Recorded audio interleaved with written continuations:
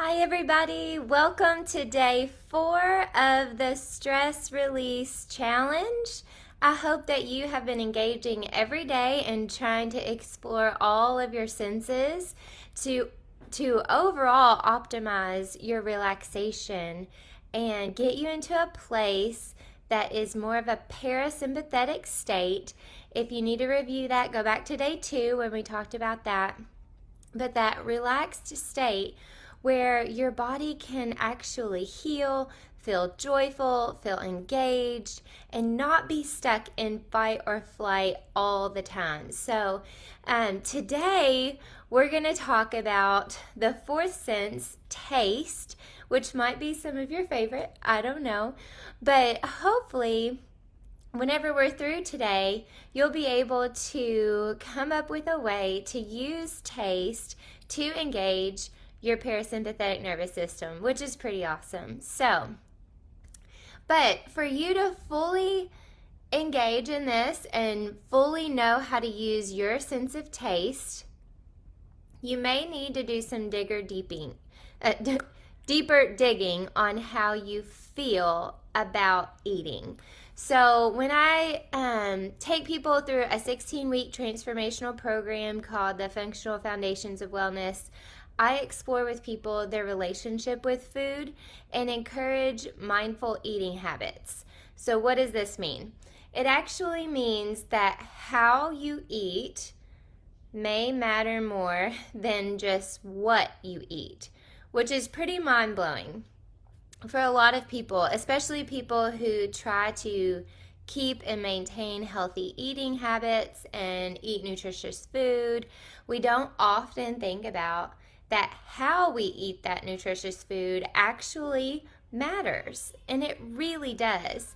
I was definitely on this journey of gut healing for a very long time, checking the right boxes, eating the right things, but my food choices kept becoming more and more restricted over time, and it didn't seem to be getting better. It seemed to be getting worse. And what really started to change things for me is when I started to realize that I was eating all this good food, but I was eating all this food in a sympathetic dominant state. So eating on the run, eating in my car, eating while doing notes, eating standing up, eating while trying to feed my children at the same time. And while I'm not perfect at it now, I still slip up because I established a very good habit of doing this for many, many years. Taking time to actually slow down and eat. The majority of my meals now has really allowed my body to be in a parasympathetic state and digest my food very well. How many times have you eaten something and you just don't even taste it because you don't have time to taste it? I know that's me. It's a couple bites and then down the hatch it goes just to maintain some level of nutrition. But what mindful eating means is that you slow down and you taste your food and you enjoy how it tastes. And there are certain tastes we're going to talk about that even put you into that parasympathetic mode a bit more. But I think if you don't get this concept right off the bat, that it doesn't matter anything else, what I say, not a thing of it matters. If you don't start to heal your relationship with food and heal the fact that the reason food isn't going well for you is because you don't take time to enjoy it. You're eating on the run, you're constantly in a hurry, and you're trying to digest food. Some people nickname the parasympathetic nervous system your rest and digest phase, and that's because digestion happens in a parasympathetic state. So when I talked about in day 2, our sympathetic nervous system, how God wired us to be able to move in and out of these systems, when you're in parasympathetic, just chilling out, then you see an animal that you need to go kill to eat for supper, you get into sympathetic state, and then after that, you go back into parasympathetic state as you sit down and you enjoy your meal and you talk to people you love and you're sitting by the fire, think of how many senses are engaged during that experience. We've lost that peace. We've lost that peace in our culture. When we have things every night, there's something going on. So think about how you can start to eat better in, as far as making a better environment in which you eat and slowing down. If that means you need to eat at 4:30 before soccer, that's fine, rather than eating in the car on the way to soccer. So think about that as we talk about all of these other techniques. Just some food for thought there. So in order for you to enjoy taste, really, you have to eat healthy and delicious food that is rich in vitamins and minerals. I know that sounds counterintuitive because we all want to jump to the highly processed sugary foods. What we don't realize is that those foods can actually trigger anxiety or tension. And the highly nutritious foods, they actually tell our brains, like, hey, everything's okay, I'm getting what I need. And there's a lot of chemicals and preservatives and things that go into that. But I think that's really important to think about food and taste, as the nutritious part is a really good thing and will relieve stress on your body.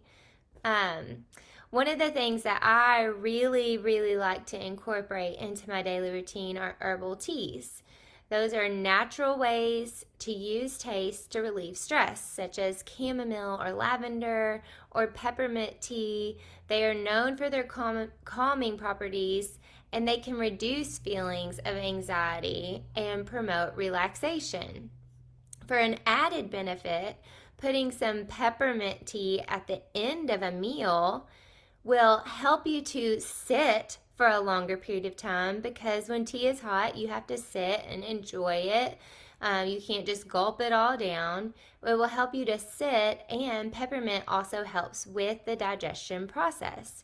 So you are like accomplishing so many things just with a cup of peppermint tea right after you eat.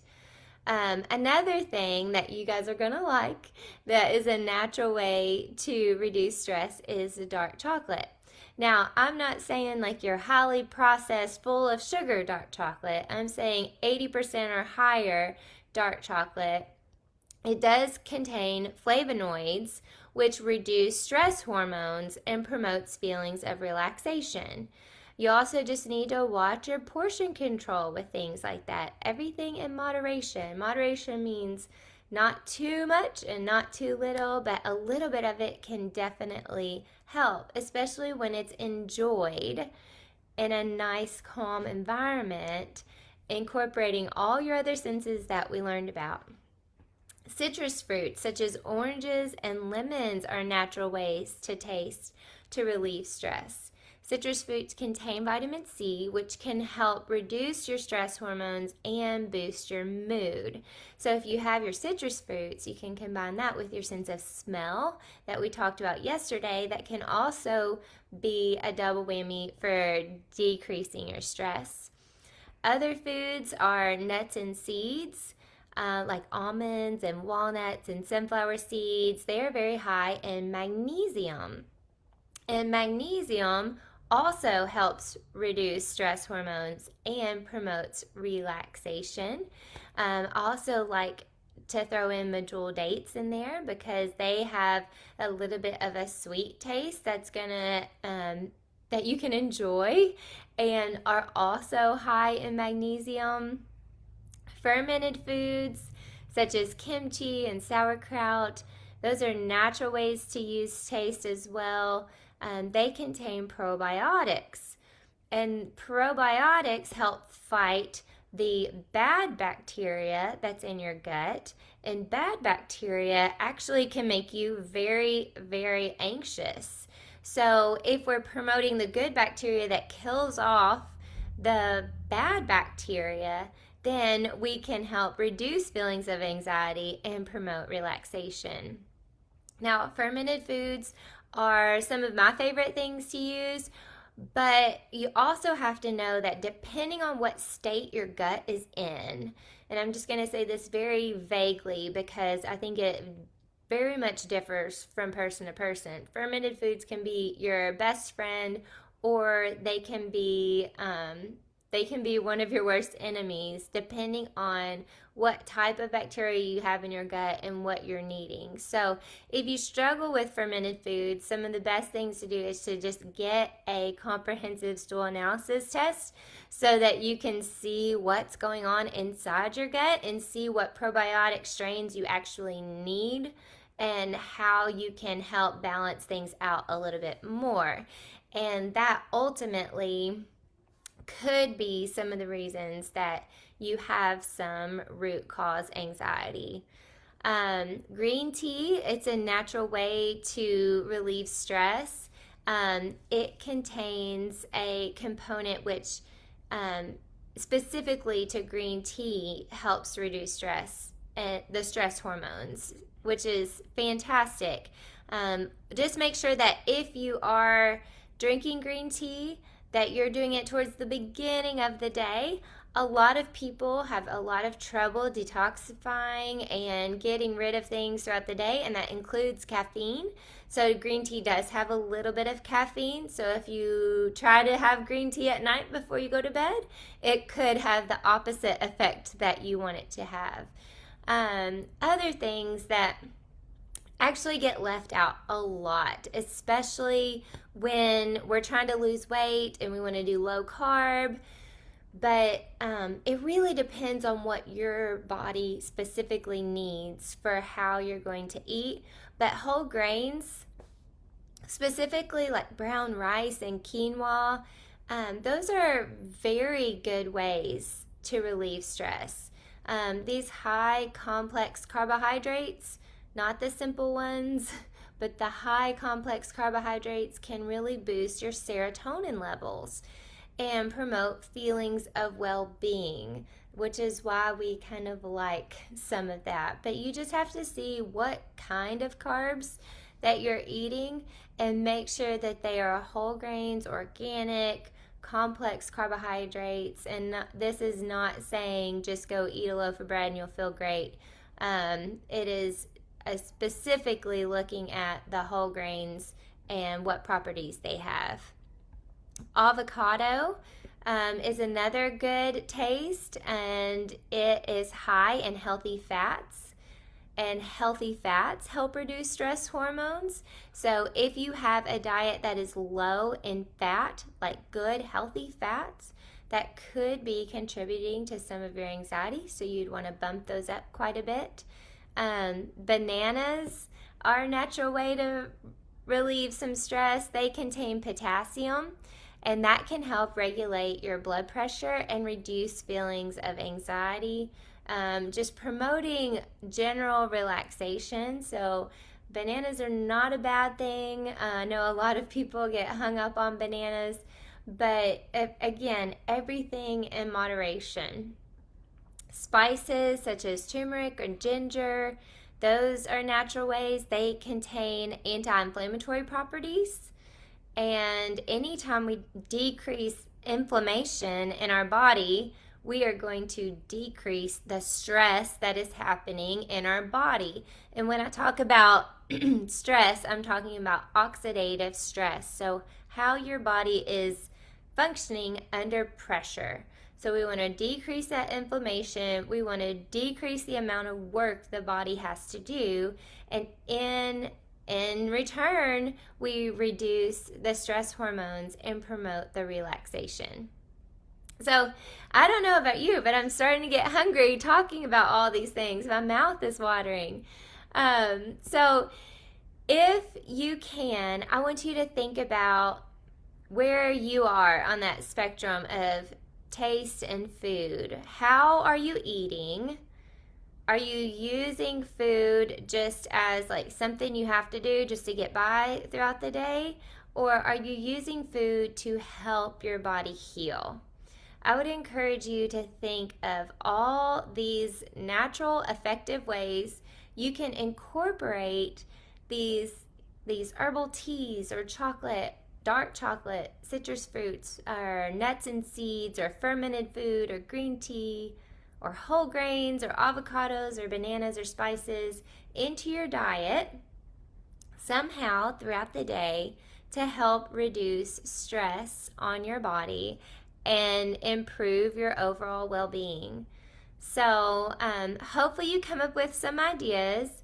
Always try to think how you can combine things together with the other senses that we talked about earlier in the week. So, if there's a food that looks pleasing to you and smells pleasing to you, and the sound of it cooking on the stove is pleasing to you, then whenever you cook it, sit down and enjoy it with your family.